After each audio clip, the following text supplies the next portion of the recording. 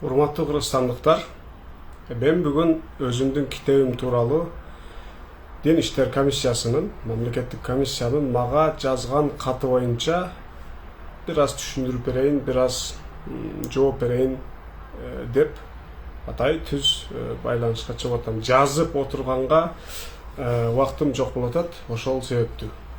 Кыскасы, мен Элмурат Кошкорулу Ош мамлекеттик университетинин теология факультетин бүтүргөнмүн 2012 жылы. Ошондон кийин Анкара университетине магистратурага келдим. Азыр Эржес университетинде, Түркиянын Кайсери деген шаарында докторантуралык окуумду улантып атам.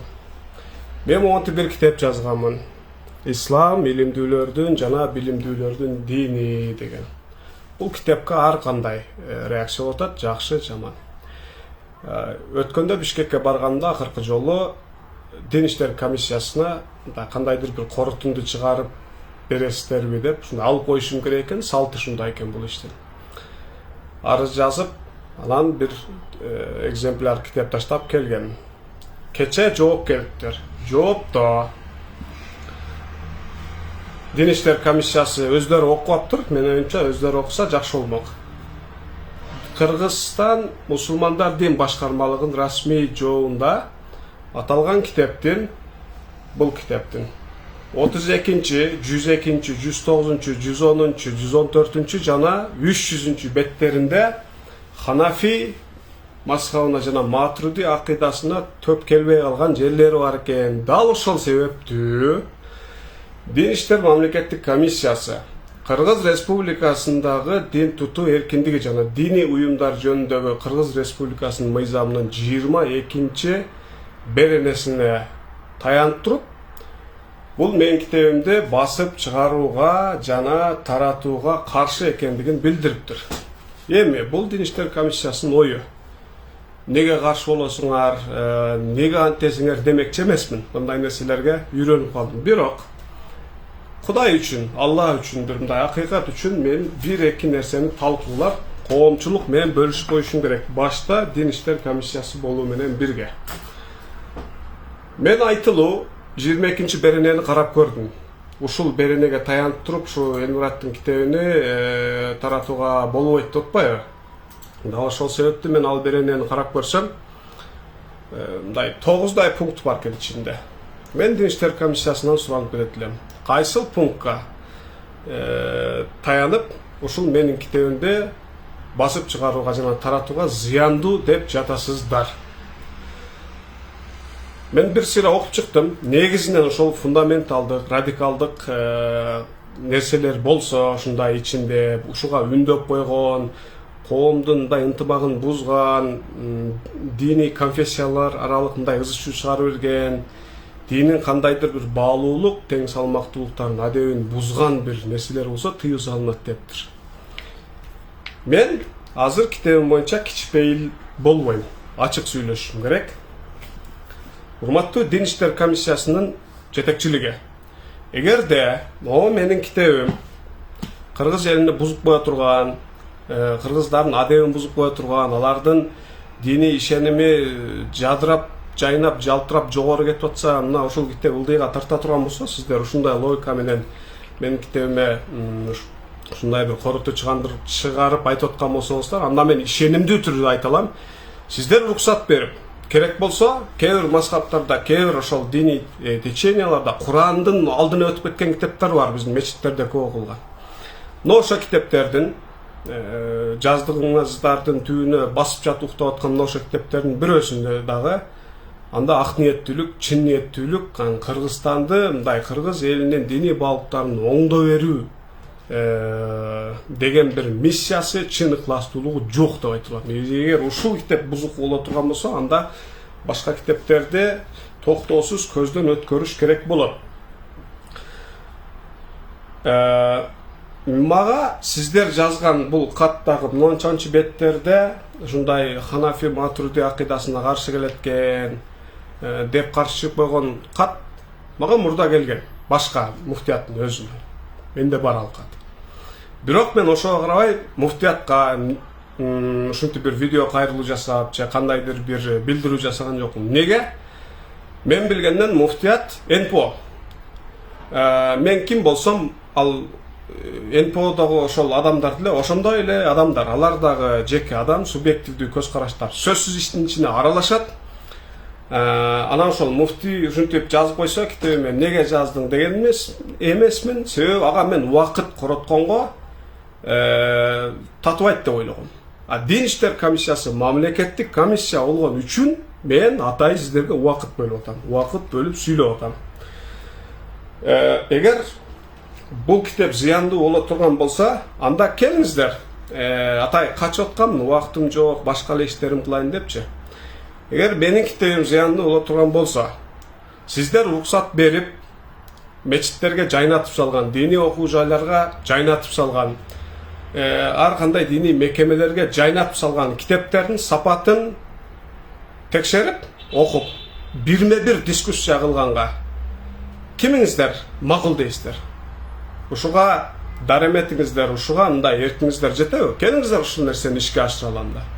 Чындап эле менин китебим кана эле мен каалайт элем ушул Кыргызстанда диний тармакта жазылган эң сапатсыз, анан эң элдин баягы деңгээлин ылдый карап тарткан китеп кана эле меники болсо, кана эле биз ушул деңгээлге жетсек, жазбай эле коет болчумун. Адашып темтеңдеп жазып алсам, сиздер ушинтип, "Эй, сен китебиң анча эмес экен" десеңиз, ошол жерде токтотмокмун. Бирок андай эмес экенин билем. Андай эмес. Дин иштер мамлекеттик комиссиясы мен түшүнбөгөн жерим. Муфтиятка бериптир. Муфтият мурда окуп койгон, ошол эле мурда келген заключенияны бериптир. Аны сиздер өзүңүздөрдүн ошо баракчаңыздарга, антеттүү баракчаңыздарга коюп, түбүнө чоң кычатты басып, кол коюп, мага жөнөтүпсүздөр. Мен түшүнбөгөн үчүн сурап атам да. Бизде качантан бери мамлекет тарабынан мындай укук берилген, полномочия берилген бир орган НПОнун көз карашын, түшүнүгүн алып туруп, өзүнүн атынан муну балчайтып жарыялай турган болуп калган. Бул логикалуу мисал үчүн. Мен билгенден дин иштер комиссиясы, муфтият кошулуп, Кыргызстанда ишмердүүлүк жүргүзгөн диний уюмдарды, диний кандайдыр бир ишмердүүлүктөрдү тескеген, аларды контролдогон, кичине мындай тартипсиздик кылып, жолдон чыгып кетип атса, бир аз мындай кулагынан чойгон бир билик бутагы болчу да. Мен түшүнбөй турам, эмне үчүн муфтият жазган эле жазууну алып туруп, сиздер ушинтип түбүнө кол коюп берип атасыздар. Жооп берип койсоңуздар жакшы болот. Дагы бир маселе. Мен өткөндө 2021-26 жылга карата Дин иштер комиссиясы тарабынан иштелип чыкса керек эле диний концепция окуп чыккам ошондо. Азыр кайра бир сыйра кыска карап чыктым. Мен билгенден эң талылуу маселе катары кайра бир канча жерде өткөн. Азыр могу 21-26 жылга чейин концепция бекитилди. Ага чейинки бекитилген концепцияда өзгөчө фундаменталдуу түшүнүктөрдү, радикалдуу түшүнүктөрдү азайтуу, чыңалуусун түшүрүү, элди дагы болсо мындай акыл, парасаттуу бир мамиле кылууга динге карата ушуга үндөөдө ийгиликсиз болгон, жетиштүү ийгилик алына албаганын, жетиштүү мөмө бербегенин кайра жазган. Урматтуу Дин иштер комиссиясы, бул сиздердин кызматыңыздар болчу, силер кылышыңыздар керек деп мен башыңыздарды оорутпайм. Макул, ишиңиздер көп, колуңуздар тийбей аткан болушу мүмкүн, мүмкүнчүлүктөр чектелүү, проблема көп дегендей. Мен аны түшүнүп турам. Бирок Кыргызстанда мен кече эле чыктым. Мен кече эле чыгып эле макала жазып, анан мына биринчи жолу китеп жазып атам да. Сиздер менин китебимди зыяндуу, бул коомду бузуп коет. Биз өзүбүз аябай сонун жалтырак кылып кыйратып атканда бул келип алыптыр деп наракты коргоп мени четтетип атасыздар да. Мына ошол аң сезим, сиздер эгемендүүлүктөн кийин эле башталган агымдар, ушулардын бардыгычы. Мына ошол аң сезим, ошол агымдар бүгүнгө чейин Кыргызстандын, кыргыз коомчулугунун диний аң сезимин калыптандырды. Натыйжада эмне болду? Жакшыга кеттикпи? Мен айта албайт элем, жок. Жакшы тараптары бар, бирок жаман тараптары, коркунучтуу тараптары арып кетти, күчөп кетти. Барыңыздар түшүнүп турасыздар, бирок айта албайсыздар. Шайлоодон улам, кызмат акыдан улам, мага баары бир, мен айтып берем, мен кызмат дагы сурабайм, саясатчы дагы эмесмин.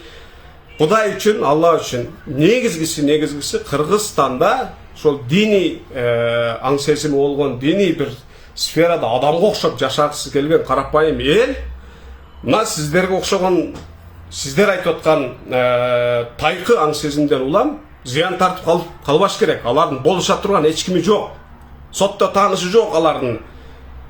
Алар кыйналганда ыйлап барып жардам сурай турган эч кими жок алардын. Мен Кудай үчүн, эл үчүн ушул туура нерсени, мен өзүм туура билген нерсени айтып кое берем.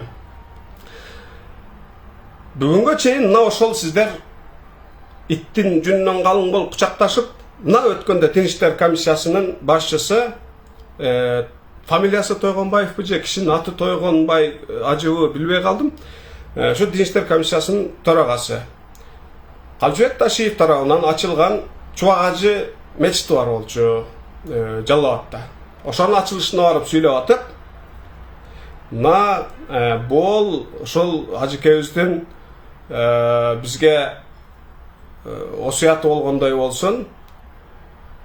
Мындан кийин дагы даават иштери ушул жерде үзүлбөсүн.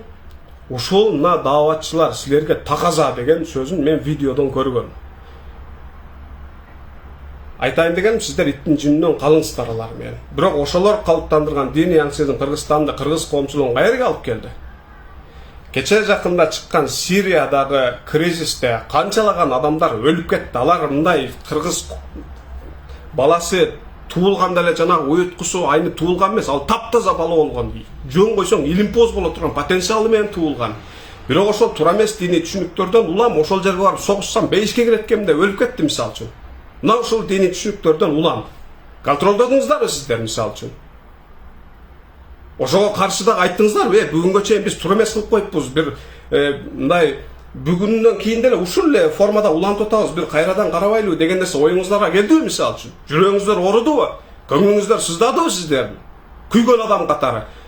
Ошол кызматты элдин атына биз кылып беребиз Кыргызстанга деп айлык алып, ошол жерде мындай кызмат орунду ээлеп отурасыздар. Сездиңиздерби ошол жоопкерчиликти? Жетиштүү деңгээлде көңүлүңүздөр тынчпы? Кечинде барып жастыкка башыңыздарды коюп уктаганда тынч уктап атасыздарбы сиздер? Менин күмөнүм бар. Мына ошол сиз жактаган таблик жамааты боюнча бир эки нерсени айтып кетейин мен мисалы. Биздин коңшуларда алар террористтик уюм катары катталган керек болсо. Баягы саясий чечим да биздин башыбыз алардан жакшы иштеп кеткен үчүн биз аларды жөн койдук дагы ал жерлерде тыюу салынган жок. Демекки чыпылары бар. Таблик жамаатынын мисалы окутууларында 6 сыпаттын ичинде экен. Мен ошо анча-мынча жашмамда даватка чыгып жүргөндө эстейм. Шейит болуунун мындай аябай сонун нерсе экендигин, ушу өлгөндөн кийин адам дейт, кайра бейишти көргөндө бул дүйнөгө келгиси келбейт экен, бирок бир эле адамдан кайра келгиси келет экен, шейит болгондор. Себеби анын мартабасы өтө жогору болот экен. Ошон үчүн кайра өлүп, Алла үчүн согушуп, кайра шейит болгусу келет экен деген компоненттер толтура мисалы үчүн. Барып согушкула деп айтпайт. Бирок ошого дат даяр кылып кое турган нерселер толо эле айтып атат. Териштирдиңиздерби мисалы үчүн сиздер?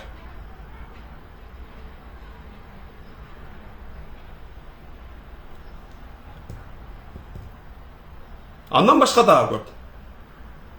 Амир сапка кың этпей баш ийдейт. Ал логикага, акыл парасатка, сенин акыл парасатыңа, логикаңа туура келбеген нерсени айтып атса дагы кың этпей баш ийдейт. Могу бечара китепте Куран, Алла Таала Куранда бизге ушул мүмкүнчүлүктү берген. Бир гана илим, билим ээсинин сөзүнө гана мындай ытыбар кылуу керек. Анын сыртында акылга, логикага туура келгенде гана туура болот бир нерсе. Анын сыртында бүрө чоң 2 метр мындай диагоналы же радиусу 2 метр болгон саллясы болсо дагы, 1 метр сакалы болсо да, 24 сааттын 23 сааты намаз окуса дагы, адам өлтүр деп атса, же мамлекетке баш ийбе деп атса, же акыл парасатың эмес, мени эле угу бер деп атса, бул туура эмес деп атат. Бул Куран бизге берген мүмкүнчүлүк, бул Курандын бизге берген укугу деп айтып атат. Эми сиз айтыңыздар, ким бузуку? Ким Кыргызстанды бузуп атат? Ким Кыргызстанды бүгүн диний абалда, бүгүнкү абалга ким алып келди? Мен алып келдимби? Ошо сиз мактап аткан таблик жамааты боюнча булар. Андан башка дагы көп айтыла турган сөздөр. Уга келгенде айтылаттыр. Бул заманда ушинтип эле тура бербейт. Мен бир саясатчы эмесмин. Мен бир кызмат мамлекеттик ошо кызматка эптеп баягы кенеге окшоп жабышып алып, канын соруп, жыргап жашайм деген адам эмесмин мен. Бир эле нерсе үчүн айтам, могу китепти дагы мен ушул булар өзгөчө нерселер, балким мындай жеке нерселерди айтылбашы керектир, бирок айтып коеюн. Бул китептерди жазып отурганда мен көп отуруп, аз кыймылдап койчу, ооруп калган адаммын мен. Ошо ооруп калып, азыр деле запкысын тартам. Ошого карабай китептерин бүтүрүп, менде бир эле максат болгон, тилек. Кыргызстанда жок дегенде биздин карапайым калк туура эмес диний түшүнүктөн улам жаркын жашоосун талкалап албаш керек. Акырын сакалды узатып коюп туруп, демагогияны акырына чейин өкүртө кылып туруп, 2-3 темасы бар айта турган. Арак ичпе, ата-энең сыйланан, көтүңү жаап кийинип жүр деген. Мына ошол темаларды эле кечке айтып туруп, Кудайдын баягы атайын жөнөтүлгөн өзгөчө адам болуп туруп, элдин жашоосун талкалабасын. Мындай шарлатандарга биз элибизди салып бербейли дегендей идея менде башкы кыймылдаткыч күч болгон. Мен бүгүн мынтип китеп жазсам, сиздер ушинтип айтып атасыздар, ну боло берет. Буга таң калыштын кереги жок. Бир аз эмоция калтырып койдум. Кечирип коесуздар. Бирок бул эмоция эмне үчүн? Жөн айтсаң болбойт экен, жөн айтсаң жетпейт экен. Ошол Кыргызстанга, кыргыз адамдарына, элине күйгөнүм үчүн ушундай бир эмоция чыгып кетти. Кыргызстанга, кыргыз элине күйөм, Кыргызстанды, вай мен эл үчүн иштейм деген нерселер адамдар көп ишенбей калганбыз да. Менин бир айырмам бар. Мен бүгүнгө чейин мамлекеттик бир чоң кызмат ээлеп, ошол жерде иштебей, өлүм иш болуп жатып алып, айлык алып, байлык жасап, акча жасап, ошол бийлигимден колдон жыргаган адам эмесмин. Мен добуш сурап аткан жокмун силерден, эртең мага добуш бергиле деп. Же болбосо президентке жагынып, же башка бирөөсүнө жагынып, эртең мага кызмат берет коёбу экен деп аткан жокмун. Мына Кудай турат үстүмдө.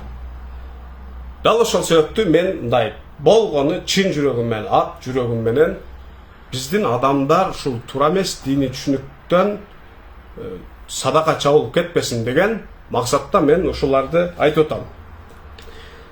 Концепция боюнча фундаменталисттик, радикалдык түшүнүктөр азайган жок, чыңалуу түшкөн жок деп атасыздар. Кызык жери мындан кийинки кадамдарыңызга кудду ошентип эле улантып атасыздар. 2021 жылга чейинки маселе айтып аткандар азыр дагы маселе айтат. Ошол маалда звездалар азыр дагы звезда. Ошол маалда бийлик тарабынан болсун, ошол сиздердей мындай дин иштерин калчай турган, аларды тартипке сала турган адамдар тарабынан болсун, калкалангандар азыр деле калкаланып турат. Аларга тийишсең, Кудайга тийишкендей эле мамиле кылып атат да. Жок, андай эмес. Ошол эле адамдар 2021 жылдын мурдакы мечиттерде кандай ишмердүүлүк болсо, азыр дагы ошондой эле ишмердүүлүк. 2021 жылдан мурда YouTube'да кимдер көп сүйлөсө, азыр дагы көп сүйлөп атат. 2021 жылдан мурда кайсыл дини булактар, адабияттар мечиттерде жайнап кетсе, топтодуңар, топтогон жоксуңар. Илимий бир какой-то мындай бир илимий электен өткөрөлүп, баштан көздөн өткөрөлүп деген ой пикир келген жок.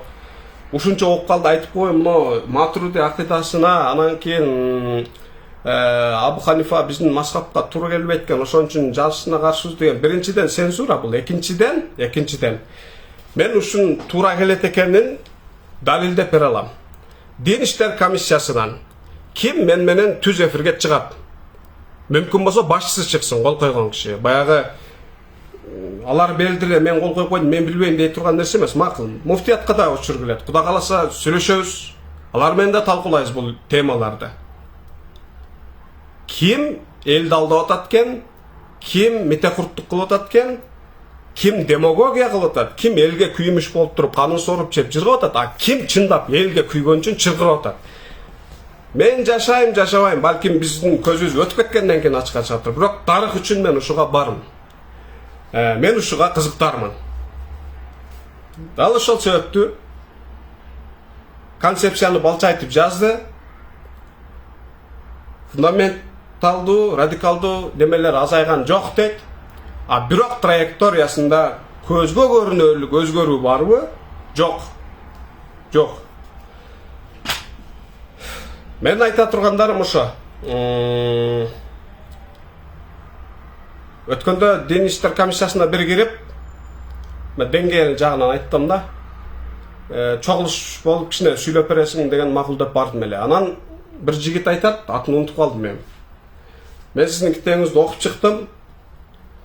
Анан сиздин китебиңизде менде бир-эки суроо бар. Сиз намаздан мурун туура адептүү адам болуу, адептүү бир киши, дурус бир киши болуп калыптаныш намаздан дагы мурда келет. Бул сооп жана диндин максаты мүдөөсү депсиз. Мына ушул элди чындап бузат дейт. Мына сиздин сотрудниктериңиздин бирөөсүнүн деңгээли.